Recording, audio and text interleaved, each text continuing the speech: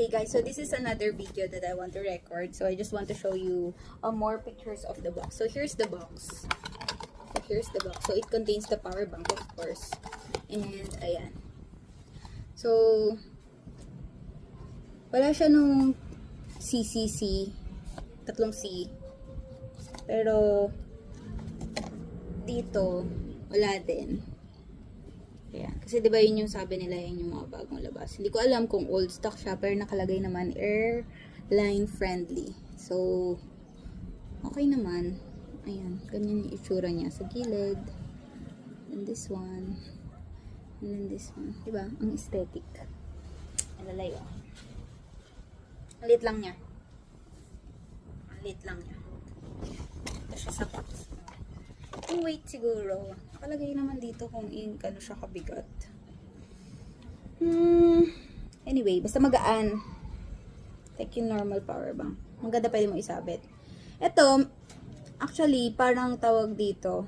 Kasi diba parang gagawin mo na siyang handle. Pero siguro mukhang matibay naman. Kaysa dun sa retractable. Although the retractable is also good. Ito pala yung sa taas. Ganda. Photoshop ko na. Tapos ito yung nasa loob ng box. So, ito yung wrapper. And the USB Type-C. Siguro, ay, ito pala. Meron pala siyang ganito. Ayan, para hindi mo siya dito hahawakan. Yun. Hindi ko din siya na-realize na meron pala siyang ano to. Para dito mo na siya hawakan. Kasi diba, parang kawawa naman yung cord. Yun lang. Tapos manual na. Ito.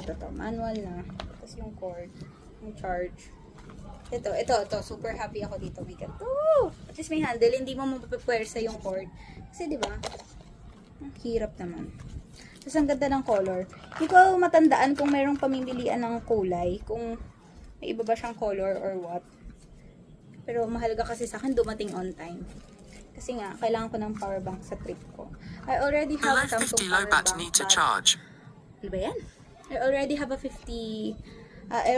10,000 mAh power bank from Samsung, but I think it's not enough.